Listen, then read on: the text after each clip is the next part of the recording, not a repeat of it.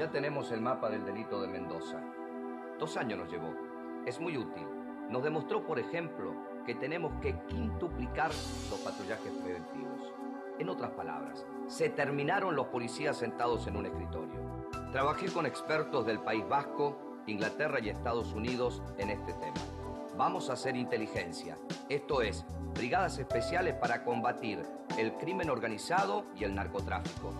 Y así, en la medida de lo posible, impedir el delito antes de que suceda.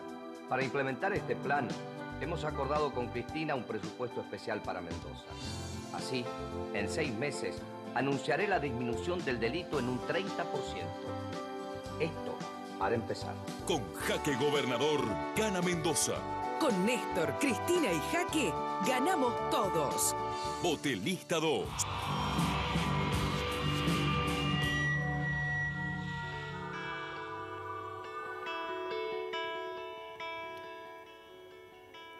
Cuando pensás en el mapa del delito de Jaque, ¿pensás como el maldito mapa del delito que me ganó?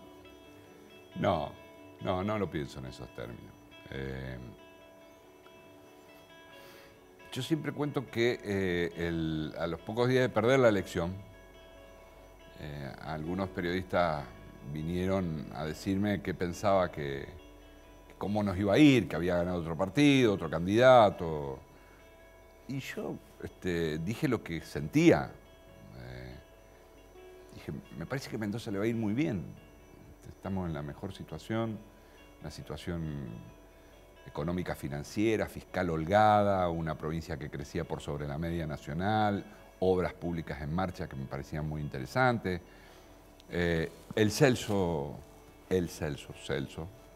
es un hombre inteligente, yo lo conozco, he compartido la legislatura con él, de modo que no esperó ninguna desgracia para Mendoza, ni mucho menos, y obviamente, si me presenté de candidato a gobernador es solo porque creí que podía hacerlo mejor que él. Debo decir que, lamentablemente, todo lo que yo pensé no se condijo con lo que finalmente pasó.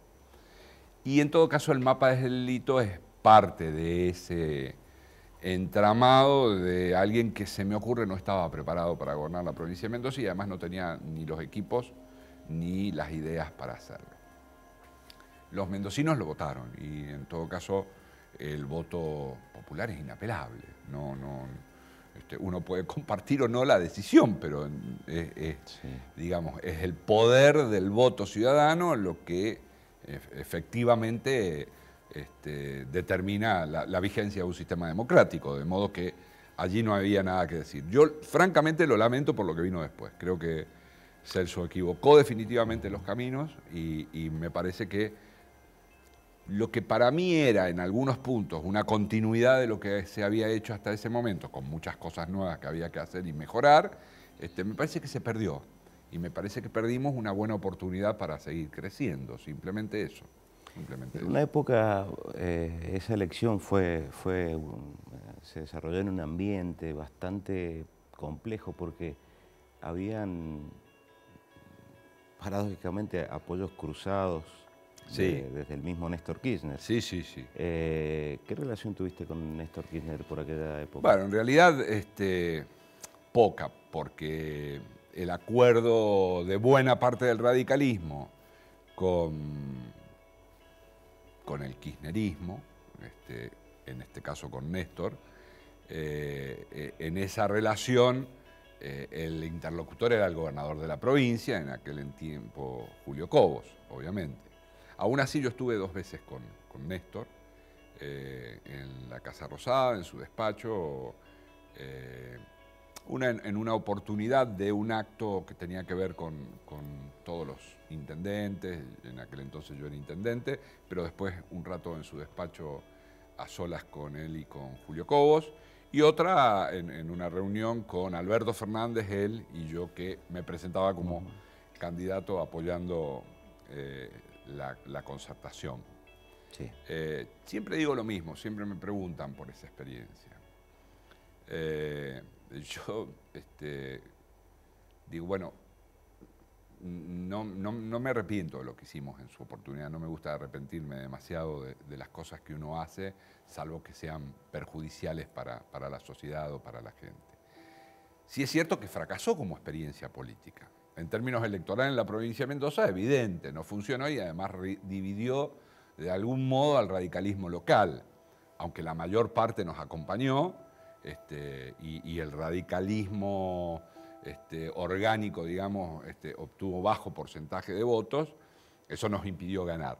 Por lo tanto, en términos electorales, ni hablar. Y cuando uno participa de la política, por lo menos desde los partidos mayoritarios, lo hace para ganar, no para perder. Ahora, y en términos conceptuales, me parece que fue la derrota mayor, ¿no? Porque no funcionó. Definitivamente no funcionó como experiencia política. Yo esperaba, todos o muchos de los que acompañamos esa experiencia, esperábamos una suerte de concertación a la chilena, que después fuera un acuerdo de partidos, que nosotros sirviéramos como el motor para impulsar al radicalismo en esa dirección. Bueno, eso no sucedió, el gobierno tampoco cumplió con las expectativas que nosotros creíamos que tenía la fórmula Cristina y Julio. Bueno, como experiencia política, decididamente, independientemente de que no me arrepiento. Disculpame que te lo tenga que traer de vuelta, pero es lo que te había marcado al principio. Concertación a la chilena. Se hizo a la Argentina. Sí, claro. Sí, se hizo a la Argentina. Porque se hacen las formas nacionales también, claro, como todo, claro. como ustedes hoy están trabajando. Pero independientemente de en eso... términos de concertación a la Argentina, y no, o están tomando algún modelo. No, yo creo que desafortunadamente la Argentina tiene esa realidad. Vuelvo al caso anterior. En el caso anterior, lo que te digo, la búsqueda de ese modelo es porque incluso me parece que le hubiera dado fortaleza y quizás hubiéramos sido creadores de una realidad política distinta en la Argentina, de haber sido de partido a partido. No lo fue. En este caso, el modelo está más vinculado con la necesidad de generar una fuerza alternativa que tenga posibilidades electorales que con un proyecto político de aquellas características. Me parece que el tiempo dirá si además eso tiene una catadura o una envergadura política que lo haga potente en términos de representación y de gobierno. Ahora, vos lo decís por el acuerdo, obviamente, del radicalismo con Macri y con la coalición. Sí, que enseguida lo podemos charlar, pero mirá que lo que pensaba también en las paradojas. Cuando termina el gobierno de Alfonsín de la forma que terminó, con una crisis muy grande a nivel económico, pero fundamentalmente a partir de lo que se denominó un golpe de los capitales, ¿no? Un golpe económico.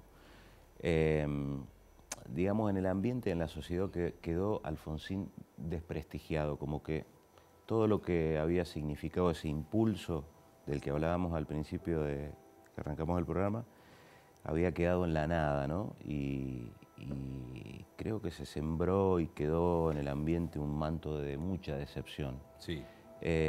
Mirá las vueltas de la vida. Viene el kirchnerismo y el peronismo con su versión kirchnerista a reivindicar la figura de Alfonsín y ponerlo de vuelta en la sociedad como un líder de la democracia. Y hoy muchos peronistas y kirchneristas que vienen de aquella época o que nacieron a partir de la que significó el kirchnerismo como una apertura a la participación política, tienen de referencia a Alfonsín. Sí. ¿Qué te genera eso? Hay dos cosas. Me parece que nosotros le exigimos a la democracia o al gobierno de Alfonsín, y digo nosotros porque me incluyo, a pesar de ser un apoyo sustancial desde la Juventud Radical para el gobierno de Raúl, cosas que la democracia en ese entonces no podía conseguir en la Argentina.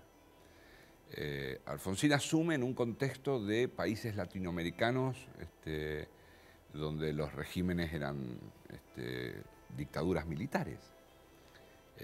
Desde América Latina, aislado del resto del mundo, con los poderes económicos, facciosos, militares, muy fuertes, todavía vigentes, y la amenaza siempre de un nuevo golpe por parte de las Fuerzas Armadas. En ese contexto se desarrolla la tarea de Alfonsín. Y me parece que en algún punto nuestro fracaso, entre comillas, en términos económicos, estuvo vinculado con las urgencias de aquel entonces, con la situación geopolítica de la Argentina y además con una situación internacional que era francamente adversa para aquellos países productores de productos primarios o con una importancia muy fuerte en su producción primaria.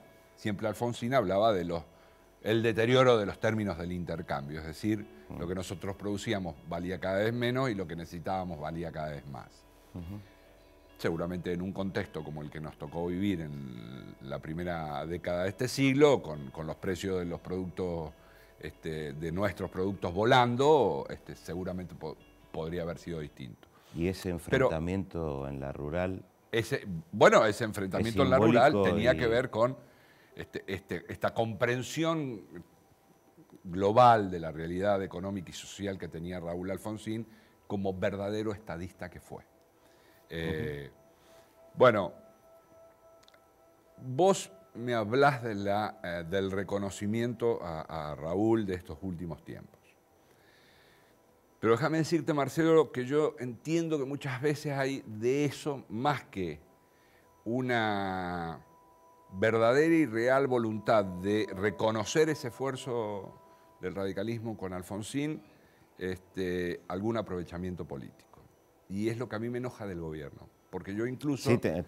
Sí, te genera molestia eso. No porque lo reconozcan, obviamente, sino porque me parece que subyace una segunda intención. Te digo que muchos militantes y adherentes al kirchnerismo realmente han recuperado la figura de Alfonsín. Ojalá sí sea. De manera inédita, Ojalá sí sea. Porque más allá de tu malestar, Insisto, ese discurso contra Clarín en la sociedad rural, ese tipo de corajeadas que tenía Alfonsín, son las que reivindica, digamos, el adherente del kirchnerismo. Bueno, pero fíjate vos, porque yo te digo que a veces me parece que está más vinculado con una necesidad de dar muestras de amplitud en el pensamiento político del kirchnerismo que en un valor sentido, aunque puede haber muchos que lo vean así. Porque Alfonsín, en todo caso, no solo se enfrentó aquí con la sociedad rural o con los medios de comunicación, lo hizo en los propios Estados Unidos, adelante de Ronald Reagan en aquel momento, dejando de lado su discurso a partir de las palabras del presidente de los Estados Unidos para hablar a capela, como se dice, sin papel alguno, y hablándole de esas solidaridades post-mortem, como decía él, de que tienen los Estados Unidos con los países latinoamericanos una vez que estamos muertos. Ese discurso fue muy fuerte, como fue muy fuerte la actitud y el valor de Alfonsín para impulsar los primeros juicios en la historia universal a los genocidas. Ese reconocimiento fue muy tardío. El kirchnerismo siempre habla de los derechos humanos como si hubieran empezado cuando asumió Néstor.